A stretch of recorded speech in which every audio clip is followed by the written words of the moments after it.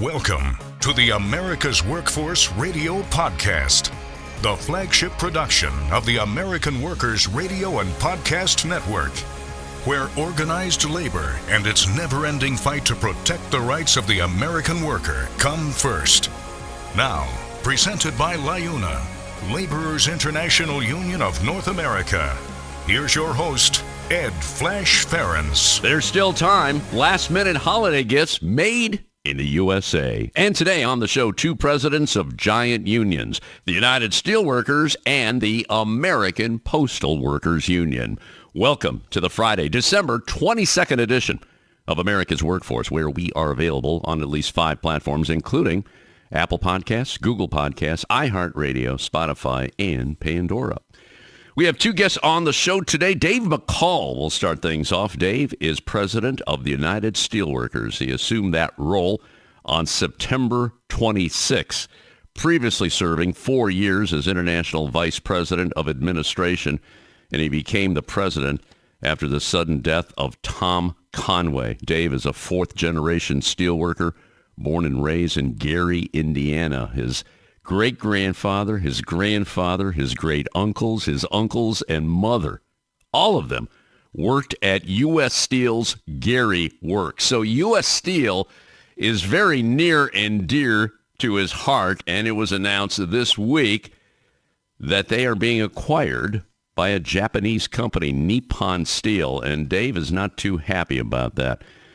He said in a news release, "We're disappointed in the deal, as it demonstrates the same greedy, short-sighted attitude that has guided U.S. Steel for far too long. We remained open throughout this process to working with U.S. Steel to keep this iconic American company domestically owned and operated, but instead it chose to push aside the concerns of its dedicated workforce and sell to a foreign-owned company." Now, this still has to be agreed to by the shareholders. So we'll talk about U.S. Steel.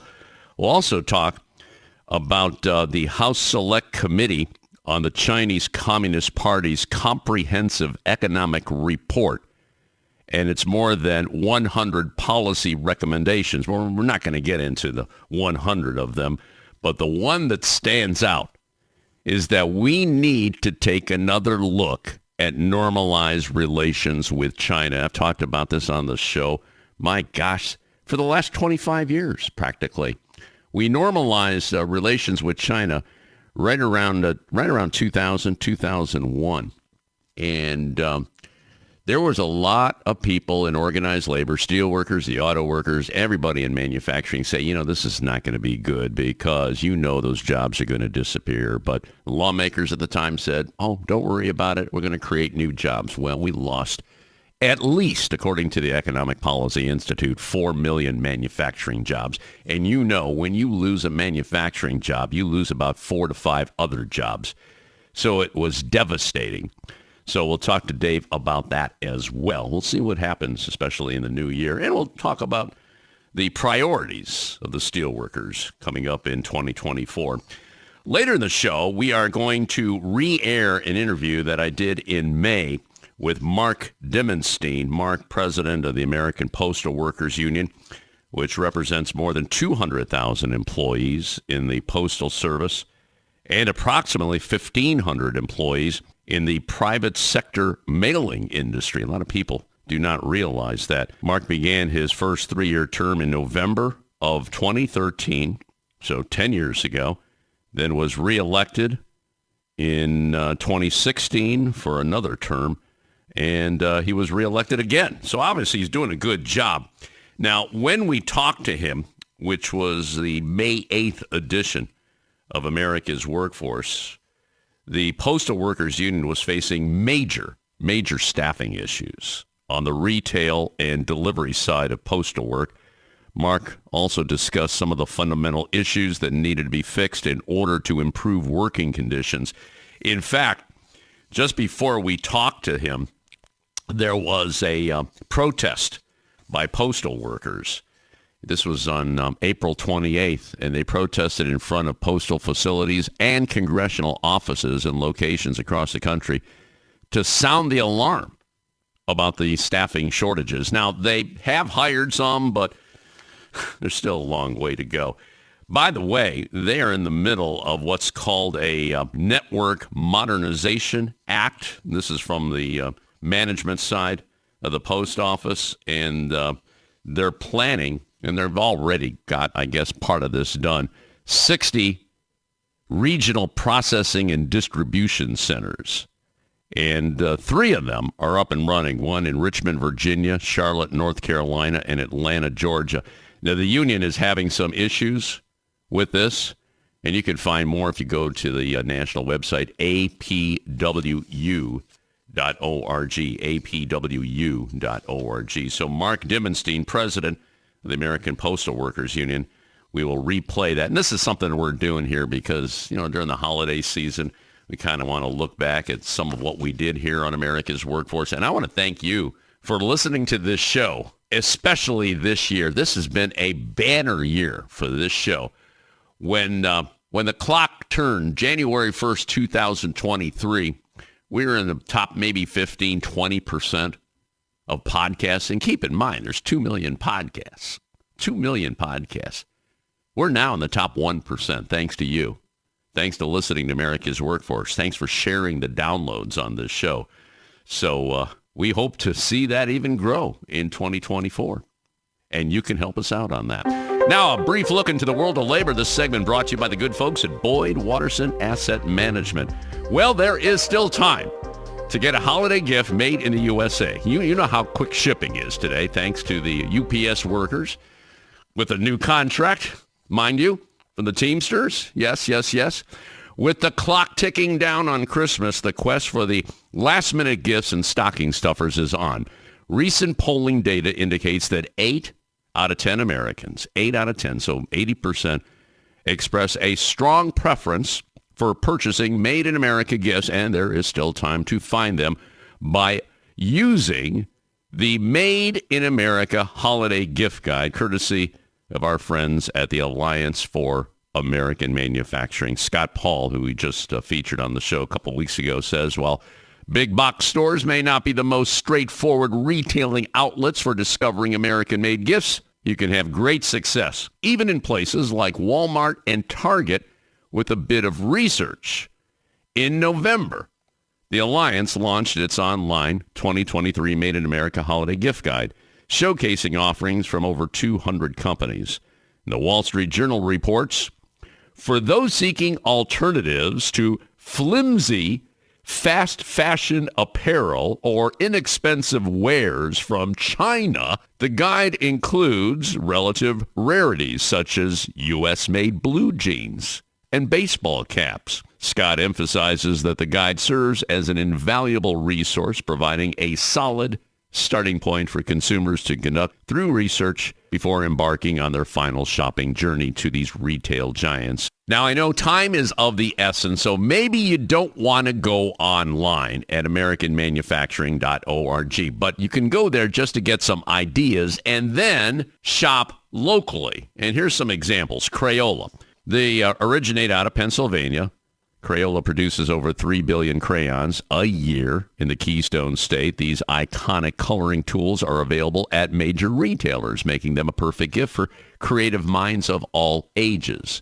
Slinky. Boy, remember Slinky? The original Slinky is still made in Pennsylvania. A classic stocking stuffer. This timeless toy can be found at various retailers. Look for the name brand to ensure the genuine experience. Here's a big one. Step 2 for toddlers and small kids. Step 2 offers a variety of toys, including water tables, push carts, playhouses, and play kitchens. Beyond Yoga. This is a woman-owned company providing eco-friendly athletic and leisure wear for women. You can find Beyond Yoga products at mall stores like Nordstrom. There's the United States Playing Card Company, the parent company of beloved cards like Bicycle, easily found at most retailers. United States Playing Card Company makes great stocking stuffer ideas for card game enthusiasts, and I know there's plenty out there. How about Anchor Hocking? There's a big name. Made in the state of Ohio by the United Steelworkers Union. Anchor Hocking glassware, widely available. These items are perfect for holiday meal leftovers, and you know there's going to be plenty of those. How about Nordic Ware? Celebrating their 75th anniversary, Nordic Ware offers kitchenware, including cookie sheets and cake forms, all made in Minneapolis, Minnesota. And one more here before we break. KitchenAid stand mixer. While not all KitchenAid items are made in the USA, the stand mixer is assembled at the company's facility in Greenville, Ohio.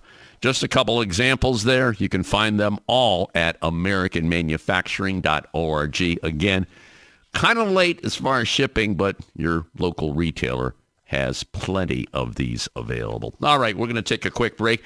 Dave McCall, President of the United Steelworkers, coming up next. This is America's Workforce. More shows available at awfradio.com.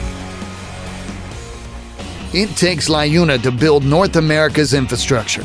From roads and bridges to schools and skyscrapers, the men and women of LiUNA, the Laborers International Union of North America, build the projects we depend on. From constructing the Freedom Tower on the site of the former World Trade Center to untangling Washington, D.C.'s congested interstate, LiUNA members do the work that matters. Find out what it takes to be built by LiUNA at LiUNA.org. That's LiUNA.org. Attention members of the Heat and Frost Insulators Union who are interested in traveling. Central Ohio has more construction projects on the books than anywhere in the U.S. Mega projects, large and medium-sized jobs are creating more work than our local 50 brothers and sisters can handle. Projects like Intel, the Honda LG battery plant, and multiple data centers for Facebook, Google, and Amazon offer union wages, overtime, and exciting incentives. Local 50 is seeking union travelers to meet the needs of its signatory contractors who can put you to work immediately.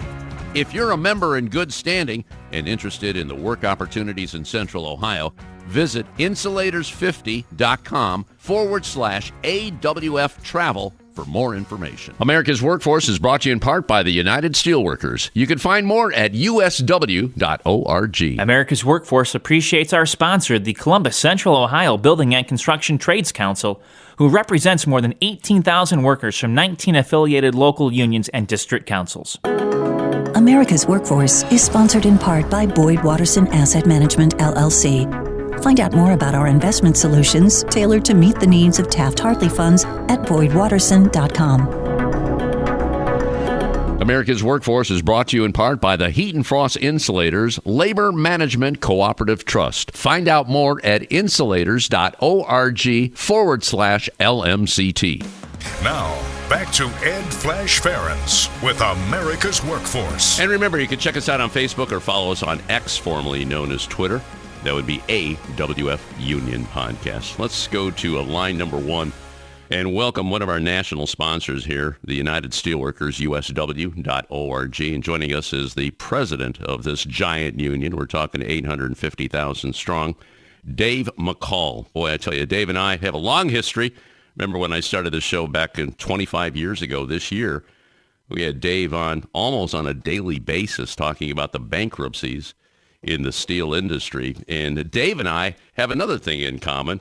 My dad worked at the old Cuyahoga Works, which is part of U.S. Steel. He started there in the 1940s. He retired in 1975, and I worked there 2 summers. And I remember talking to Dave about that. And now, of course, Dave worked at U.S. Steel in Gary, Indiana, and now U.S. Steel is being sold to a company in Japan. Boy, sometimes you can't make this stuff up, Dave McCall. I mean, it's been a crazy year for you with the sudden passing of Tom Conway, and then this week the announcement about U.S. Steel. I'm going to let you pick it up from there because this had to be a shock to you. I remember talking to you about Cleveland Cliffs possibly acquiring U.S. Steel. What happened here, Dave? I know you're following this very closely. Go ahead.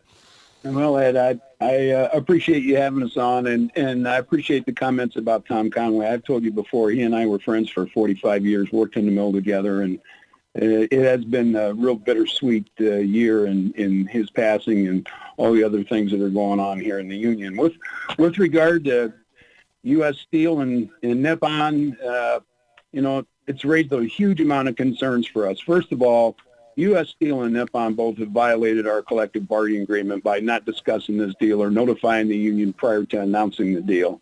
As we've talked about before, we had given our right to bid assignment to Cleveland-Cliffs because Cleveland-Cliffs have made so many commitments to us about continuing blast furnace operations around the country. So that's good for our members, good for our retirees.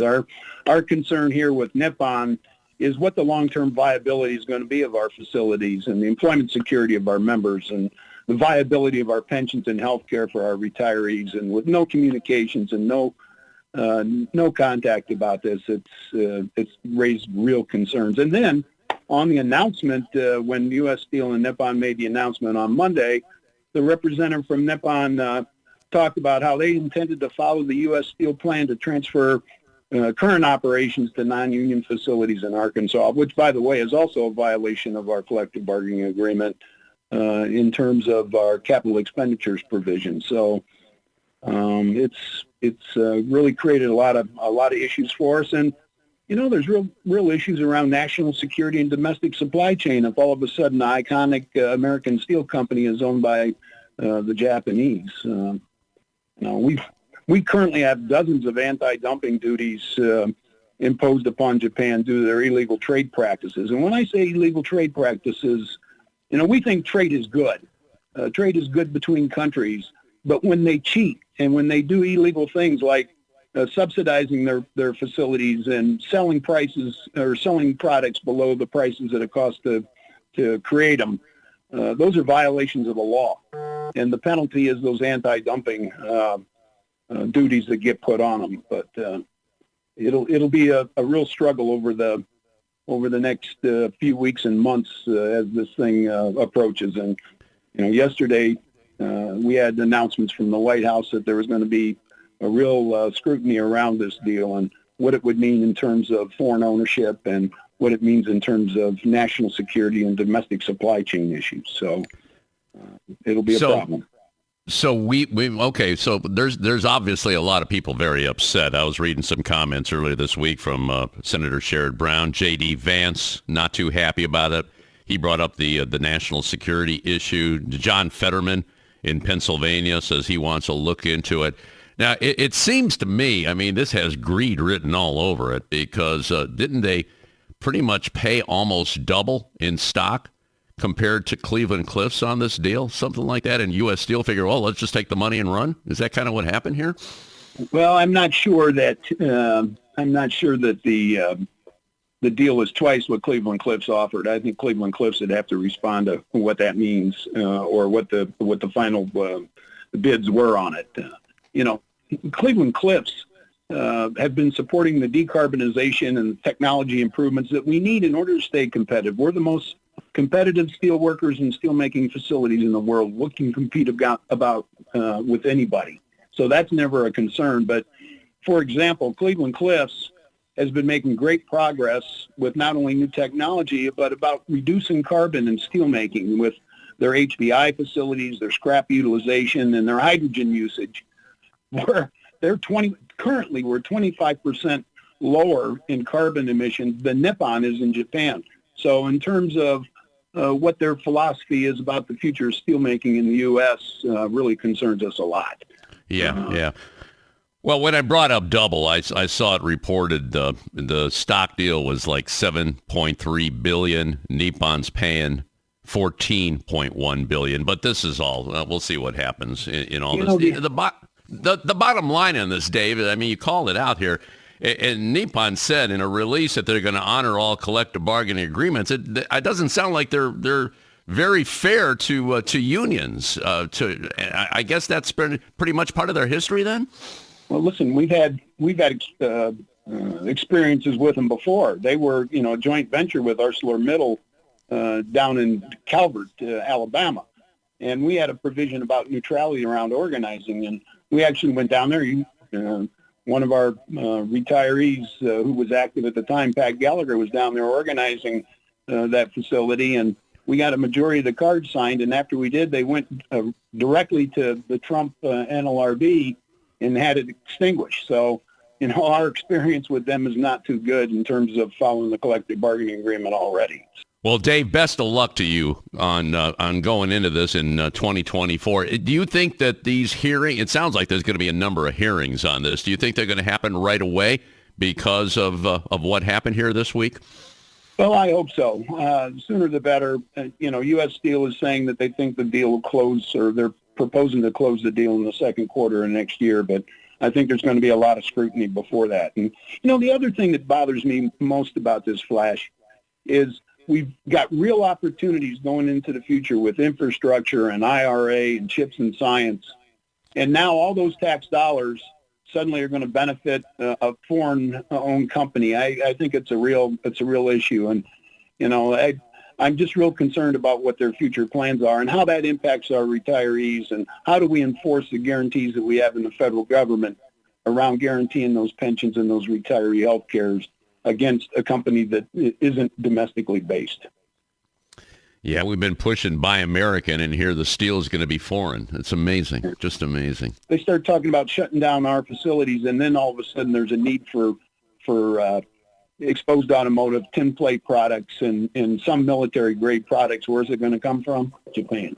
Now, if they're an ally, I'm not saying anything negative about our foreign policy with them, but they're certainly not an ally when it comes to economic policy. Well, Dave, if you don't mind, I want to talk about China now, and this is in reference to the House Select Committee on the Chinese Communist Party's Comprehensive Economic Report. And there was a lot of recommendations, about 100 of them. And the one that stands out is the unwinding of the normalization of relations, trade relations with China, which goes back to, this was during the Clinton administration, 2000, 2001. And that's another subject that you and I talked about almost 20 years ago, when we saw what was going to happen, and sure enough, it did. We lost millions of jobs here. Now, Dave, I don't know if you had an opportunity to look into this report, but it sounds like they being the lawmakers of today, have finally said, you know what, that probably wasn't a very good idea what we did back then. I'd like to hear your thoughts on this. Go ahead. The truth is that, as steel demand in China has regressed over the last couple of years, more and more, whether it's steel or other products, they continue to invade our country with subsidized products and with products that they sell for less than what they cost them to produce them. And what they're really doing is exporting their unemployment to us and causing unemployment here. So I'm glad that we're finally reviewing that, talking about what normal trade relations are with what's really a non-market economy. So I don't think they're going to wipe it out altogether, but at least kind of maybe make it somewhat better. I don't know. In your opinion, what can they do at this stage? I'm just wondering. We lost a lot of jobs. I know there's some reshoring going on right now, but what do you think is going to happen next year? Well, again, with the implementation of the Infrastructure Act, the Inflation Reduction Act, and CHIPS and Sciences, that gives us real advantages for new opportunities for really making sure that we have solid and secure domestic supply chains.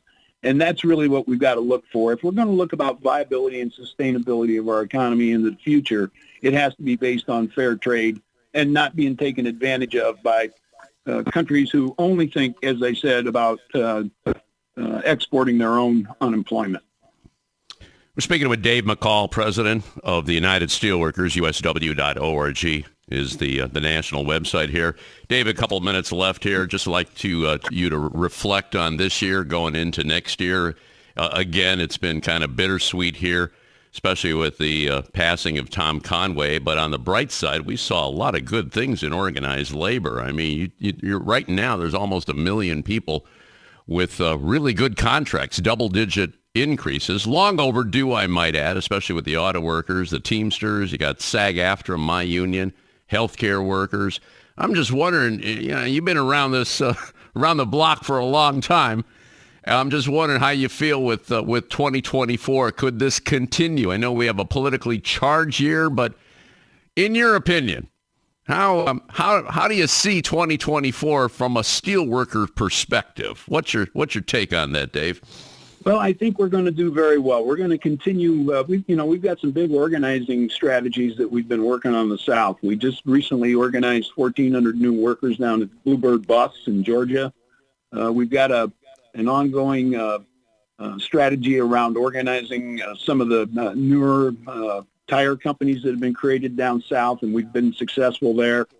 With the advent, as I said earlier, with the infrastructure and the IRA, there's lots of new startup companies that we have already engaged with them in terms of trying to help them take advantage of some of those opportunities. So we've signed neutrality agreements with them, and we think going forward there's some real opportunities for not just organizing, but for more and more union workers to join the labor movement. And really, as the president says, the unions are the basis for growing the middle class. And it's time in this country that we grow the middle class and continue to grow it, not shrink it, where the rich get richer and the poor get poorer. So we think things look good. I'm not going to say that the future looks so bright we got to wear shades, but what we got to do is work hard and continue to work. And I think we'll be successful. I love that song. Takes me back to my rock and roll days. I love it. Okay, brother, I'm going to leave it on that note. Dave McCall, president of the United Steelworkers, international president, I might add, USW.org. You take care. Stay safe. Merry Christmas. Happy New Year. And we'll talk in 2024. Okay, brother? Merry Christmas to you, Ed, and thank you. All right, we're going to take a quick break. When we come back, we're going to replay an interview I did with the president of the American Postal Workers Union. That would be Mark Dimondstein. Back in a few minutes. You're listening to America's Workforce with Ed Flash Ferenc. It takes LiUNA to power North America with affordable energy. The men and women of LiUNA, the Laborers International Union of North America, have the skills needed to build and maintain oil, natural gas, nuclear, solar, and wind projects that are shaping America's energy future. From new energy tech to retrofitted facilities, LiUNA members do it all. Find out what it takes to be powered by LiUNA at LiUNA.org. That's LiUNA.org. The Alliance for American Manufacturing is a nonprofit, nonpartisan partnership formed back in 2007 by some of America's leading manufacturers and the United Steelworkers. Their mission is simple: strengthen American manufacturing and create new private sector jobs through smart public policies. Key word there is smart. We need to be smarter than ever in today's highly competitive world. The Alliance for American Manufacturing believes that an innovative and growing manufacturing base is vital to America's economic and national security, as well as providing good jobs for future generations. Good jobs today, good jobs tomorrow. Good American jobs. Find out more at americanmanufacturing.org. America's Workforce is brought to you in part by the International Brotherhood of Teamsters, where you can find more at teamster.org. There is unity and strength for workers. We are the USW. We are the USW. The United Steelworkers. The largest industrial union in North America. We represent 850,000 members in the U.S., Canada, and the Caribbean. We work in metals, rubber, chemicals, paper, oil refining, atomic energy, and the service sector. We are steelworkers, standing strong and fighting for what's right. America's Workforce is brought to you in part by the International Federation of Professional and Technical Engineers. You can find more at ifpte.org. This segment of America's Workforce is brought to you by Survey and Ballot Systems. SBS has been providing unions with secure and flexible election options for over 30 years. Visit surveyandballotsystems.com to learn more.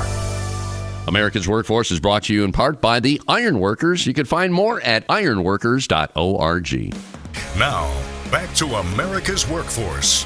Here's Ed Flash Ferenc. And remember, you can check us out on at least 5 platforms. That includes Apple Podcasts, Google Podcasts, iHeartRadio, Spotify, and Pandora.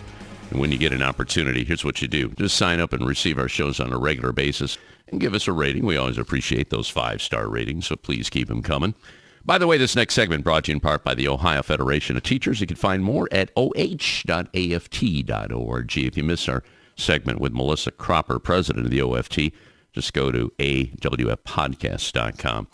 Well, as I indicated at the top of the show, what we're doing from now until the beginning of the year, playing some of the best of segments of America's Workforce. Well, as a host, I think they're all pretty darn good, but there's some that stand out a little bit more than others, and one of them is a conversation that I had back in May. It was actually May 8th, and it was a conversation with the president of the American Postal Workers Union, Mark Dimondstein. Great guy, definitely a fiery leader. He's been president for 10 years.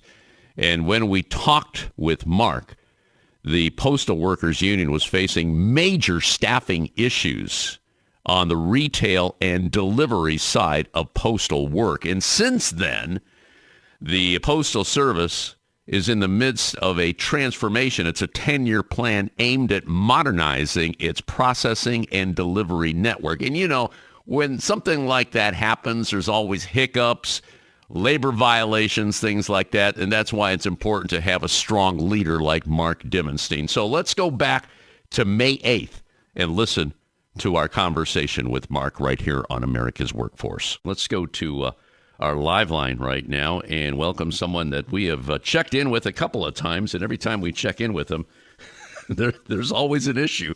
Mark Dimondstein is president of the American Postal Workers Union. He's had that position for about 10 years, 40 years altogether as a postal worker.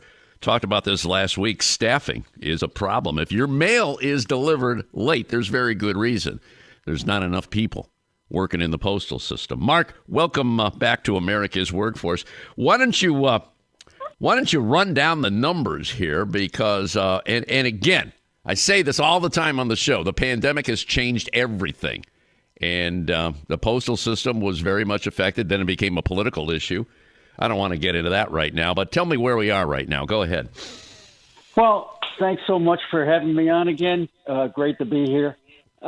Look, there's a lot of challenges. And one of the reasons that the American Postal Workers Union and our activists, our leaders around the country, our many allies were out in the streets last week, is there is a serious problem and still a serious problem with staffing.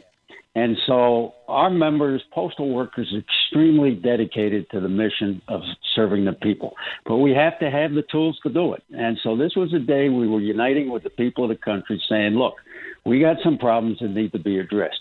Short staffing undermines service, longer lines at the retail side, and so on. But it also causes much harsher and hostile working conditions for the postal workers.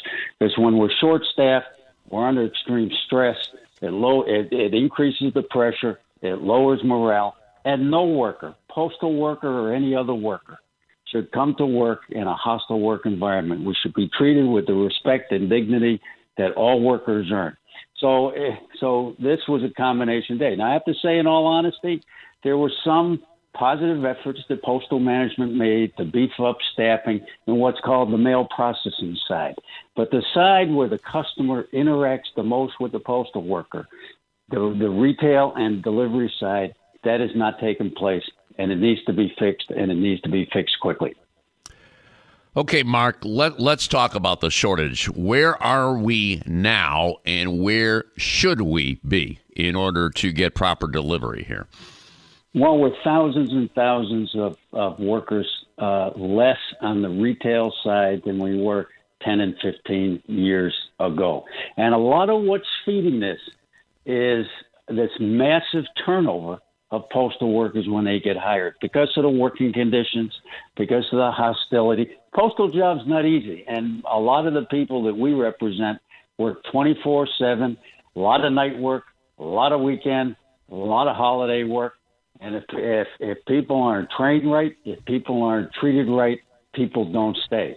So according to the Office of Inspector General, there's almost a 60% turnover in the new hire side on the Postal Service. And part of what feeds the turnover is the entry-level job is not as good as it used to be. People come in on what's called a non-career basis. The wages are not as good. The benefits are not as good. The future is not as good. And so people don't stay. And, of course, the short staffing that we're talking about also feeds that vicious cycle.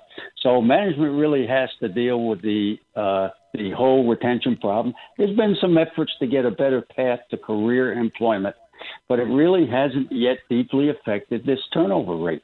And then when there's this constant churn, there's not enough people. For example, we represent people in the retail side, and many retail post offices are staffed with just 1 or 2 people.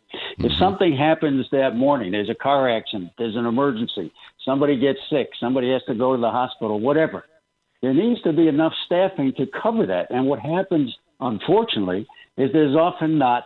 Someone can't come to work, that post office is closed that day. That's wrong. That has to be fixed. But it all comes back to beefing up the staffing, make sure there's enough relief in, for instance, on the retail side, so the customers constantly get the kind of service they need and deserve and are promised under the law.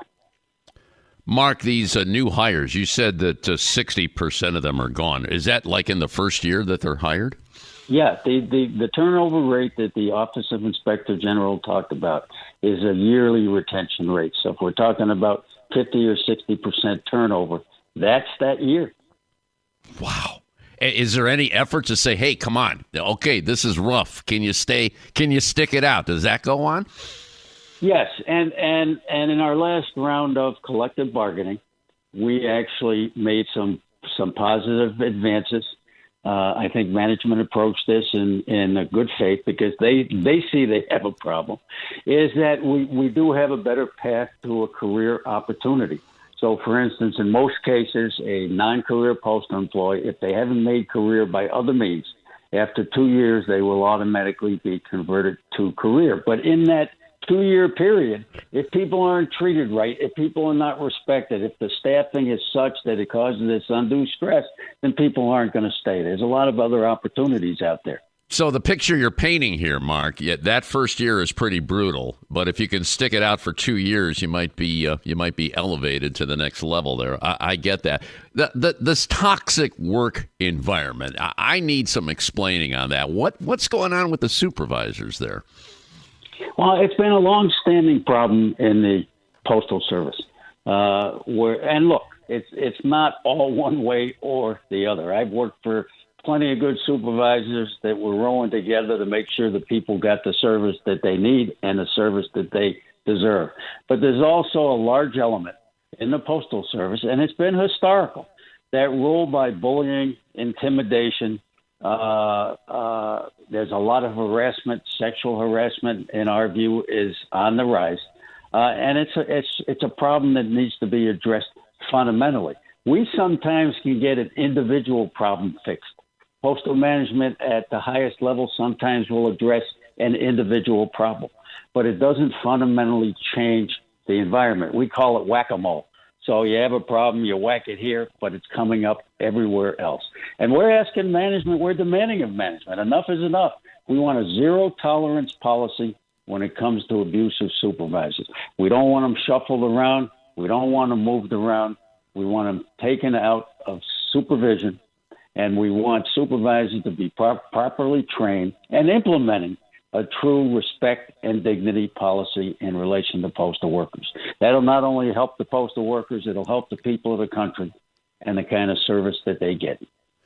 So if a supervisor or any kind of manager is charged with, say, you mentioned sexual harassment, let's use that, instead of being disciplined, they're moved to another location? Is that what's going on? Yeah, I'm not saying that supervisors are never disciplined, but more often they're not. More often they are not. And often if there's an abusive supervisor or manager in one area, often they will move them rather than take them out of the system. And when we say take them out of the system, we talk about taking them out of the managerial ranks.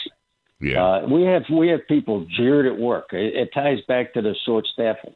There's not enough staffing. It's hard to get the mail up. It's hard to get the mail out.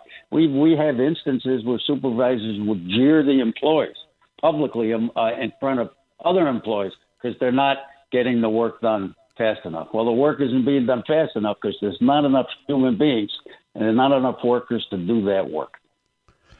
So, Mark, who's going to help you on this? I mean, the postal system is like an independent agency. I mean, can you go to Congress and say, hey, we've got some issues here? What's the next step in all this? Well, we're hoping that there was a powerful message sent last week on Workers' Memorial Day, which highlights the question of workplace safety. Right. We're hoping that message will be heeded. We took it to the streets after many other efforts. For instance, in our contract, we negotiated a task force to try to address these problems. It isn't working. We've had a lot of conversations with upper-level management all the way to the Postmaster General. It isn't changing yet. So this was taking it to another level, and we're going to see what happens. Now, certainly we have many friends in Congress on both sides of the aisle that are on our side on many issues, but this is a tough issue to legislate. Certainly Congress can bring attention to the problem.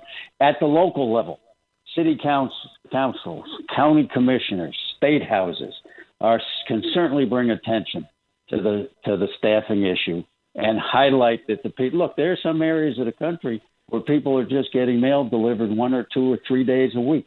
That goes back to staffing, and the local entities, our local political representatives, our many community organizations, they certainly bring attention to this problem. And when there's focus, when the problem is, when there's a laser focus on the problem, often the post office will come in and try to fix it right there. But they need to fix it in a broad sense. Mm-hmm. I get my mail sometimes at 8 o'clock at night. It wasn't like that some years ago. And we got a great. Now, this is a different union, I know. That's a letter carrier. That's right. That's a letter carriers and all that. But it's all part of the system. It's all part of the system. That's right.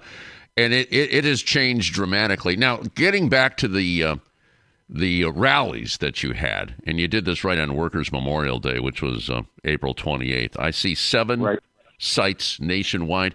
How did you come up with the various cities where you did the rallies? Was there some strategic planning in that? Well, yes and no. There were at least somewhere around 60 rallies. What we did is we had a 3-pronged day. The postal workers themselves filled out surveys prior to the day and during the day, internal union surveys, so that we can better assess how the workforce is feeling about the workforce environment and what they suggest for changes. 2 is we stickered up that day in workplaces all over the country. That was hundreds and hundreds and hundreds of workplaces. Postal workers demand respect and dignity. Stop the harassment. And then the 3rd prong was a number of public rallies where we united with the people of the country around the staffing issue. So your specific question of where did we choose it, we left it up to the local unions, and we have locals all over the country. And many of the locals combined into one rally. For instance, in the Philadelphia area, a number of the locals from around that area all the way to Harrisburg participated in one rally. So we really left that up to the various states and the various locals. Gotcha. Mark Dimondstein joining us on our live line today. He is president of the American Postal Workers Union. APWU.org is the website. We'll continue with him. I want to talk about postal banking. Yeah, we need some help when it comes to the banking sector, especially with what's been going on the last month or so. Once again, Mark Dimondstein. This is part of the Best of America's Workforce from the May 8th edition of the show. We'll continue right after this. This is America's Workforce. It takes LiUNA to keep America running. Over 70,000 public employees are part of LiUNA, the Laborers International Union of North America, delivering critical services such as healthcare and emergency response, as well as maintaining roads and sanitation systems. Even the National Postal Mail Handlers Union, representing over 47,000 U.S. postal workers, is affiliated with LiUNA. Find out what it takes for LiUNA to keep America running at LiUNA.org. That's LiUNA.org. The Iron Workers Great Lakes District Council, consisting of 8 iron worker local unions in West Virginia, Pennsylvania, Ohio, and Michigan.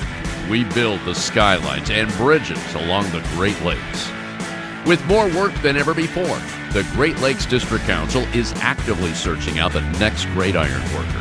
Whether it's building the next Intel plant or constructing a bridge to safely connect our great cities along the lake. So join the Ironworkers Great Lakes District Council today. Find out how and learn more about the council by visiting iwdistrictcouncil.com. America's Workforce is brought to you in part by the United Auto Workers. Find more at uaw.org. America's Workforce Radio is sponsored in part by the International Union of Painters and Allied Trades, District Council 6, representing painters, glazers, drywall finishers, and sign and display industry workers. They remind you that belonging to a union is your right as an American. America's Workforce is brought to you in part by the Communication Workers of America. You can find more at cwa-union.org. Union members need to be heard. Reliable and convenient union voting has never been more important than it is now.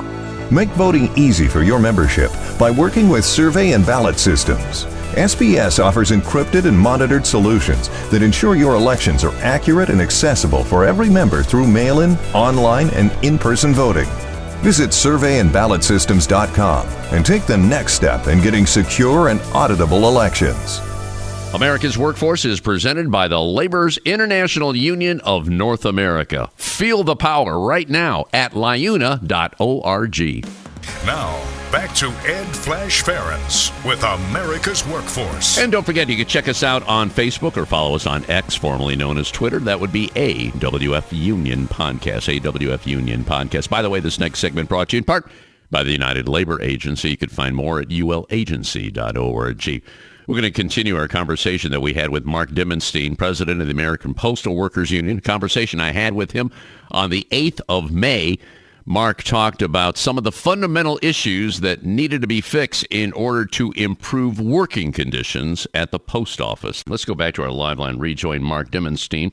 Mark, president of the American Postal Workers Union. We're talking about the staffing shortages here, but I want to get into postal banking. I remember the last time you and I had a conversation on this, you were really driving it. And now, with these crazy bank failures, I think it's front and center right now. Why don't you explain? And I guess this is something that happened years ago. Why don't you refresh what happened and what you're trying to do here, Mark? Go ahead. Oh, okay. Well, listen, the Postal Service, the U.S. Postal Service, had a savings bank for over 60 years. And it served the people of the country in a really important way. Now, in the mid-1960s, the banking lobby became powerful enough where that ended. Now, it's interesting to note that throughout huge swaths of the world, the posts provide basic banking services. It could be small loans, it could be bill paying, and so on. So it's really something that's needed. So there's almost 60 to 80 million people, according to the U.S. Postal Office of Inspector General. There's between 60 and 80 million people that either unbanked or they're underbanked. They either have no access to financial services or they get stuck in this predatory payday lending, check cashing industry. It's a huge burden on the working class and particularly the low-income side of the working class. Here you have a public agency trusted in every community that already provides some basic financial services. The post office, for instance, provides money orders. That's a basic financial service. And then on top of it, you have a new focus, as you mentioned, with these bank failures. And I just had an op-ed that said, okay, here's the private side. Here's where greed leads us on the banking side. Wouldn't it be wonderful to have a public option that's not about just making money and profit for the Wall Streeters and the hedge funders and the bankers, but about serving the people? And wouldn't it be much safer and much more stable for the people of the country? And I think the answer is yes. So we're huge advocates, as most people you talk to will be, and raise it. And people say, that's a great idea. I'd love to do some basic financial services at the post office. So we're focused on starting with some smaller steps. To get actually a postal bank back in the United States would take legislative change. And that's certainly a challenge. It's a challenge that we're ready for and that we plan to organize for, but that's a longer run challenge. But in the shorter run, the post office can do, we believe, under the purviews of the law, they could do some basic financial services. paycheck cashing, electronic bill paying, ATMs, and so on. Mm-hmm. So we've been working with postal management to try some pilot programs. They seem willing to try some things, and unfortunately, the Postal Regulatory Commission, which is a bureaucratic agency that regulates the Postal Service, threw some obstacles in our path. So we're trying to see if we can deal with those things. And it goes back to the idea that the Postal Service can only do postal products, and this isn't really a postal product. We think it is. We think they have the right to do it, and we know the people of the country need it. So we have this wonderful public mission. The Postal Service is defined as an agency and an institution that's here to bind the people of the country together. And basic financial services is part of that. So just imagine to be able to go in the post office and cash a paycheck without getting ripped off. Wouldn't that be really a good thing? And you pointed out right in the beginning, this banking crisis is real, and it ought to raise up the need for a public entity, and the Postal Service is right there, a public trusted entity that can provide basic financial services, and it would help the people of the country, and it would help the Postal Service, because the Postal Service needs revenue. Revenue would come in with this kind of plan, but the people would not be ripped off like they are in this predatory payday lending industry that, as some people have defined it, would make the mafia blush with the kind of rates and the kind of interest rates that they charge. It's a form of legal loan sharking. And the Postal Service, as a public entity, could really help put a stop to that. It could really help the people of the country greatly. Oh, yeah. Yeah, those check cashing places, you're looking at like 28 to 50% interest rate, depending on how long it goes. It's sad. I didn't realize that number was that high. 60 to 80 million people in this country have no access to the financial sector because of the position. Yeah, that they're in. They have either no access or what they call the underbanked, which is the access of, quotes, financial services, but it's the predatory payday lending check cashing industry, which is an absolute ripoff for the hardworking people of this country.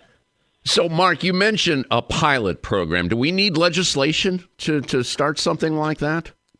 We don't, in our opinion. The post office does have some broad rights to try some things out, see how they work, and then decide whether to broaden it. Now, when they broaden it, the Postal Regulatory Commission does have some regulatory oversight. But we believe, and the Office of Inspector General of the Postal Service, in a report in 2014, actually defined 4 or 5 or 6 areas where they believe the Postal Service already has the authority under the law to provide certain services. For example, we already do money orders. Why can't that be brought up into the electronic era where those bills can be paid electronically right through the post office? It's the same thing as a money order, but it's an electronic money order. We believe those things the Postal Service already has the right to do under the law. Well, you know you're going to need more staff for something like this if it goes down that road, and I know you're fighting with that right now. But anyway, these are good ideas. They really are good ideas. I mean, to your point, so many people are getting screwed out there. Let's make that process more comfortable for them so they can go to their local post office and not get ripped off. I like that a lot. Mark, you're always good to come on this show. Thank you so much for joining us. I love that idea. Let's stay in touch on this. Let's see if we can make it happen, okay? Happy to do it. Always a pleasure to come on. Greetings to all of your hardworking listeners out there making the world go round. Once again, Mark Dimondstein, president of the American Postal Workers Union. Some of the best 2023 coverage here. That was a conversation I had with Mark on the 8th of May. That'll be it for another edition of the show. Coming up on Monday, Christmas Day, the IBEW, and we recap the Trade Women's Build Nations Conference. Until then, all of you have a wonderful holiday weekend. That concludes another episode of the America's Workforce Radio Podcast. Thanks for listening, and be sure to subscribe so you never miss a show. America's Workforce is a production of Labor Tools and BMA Media Group. Find out more information online at labortools.com.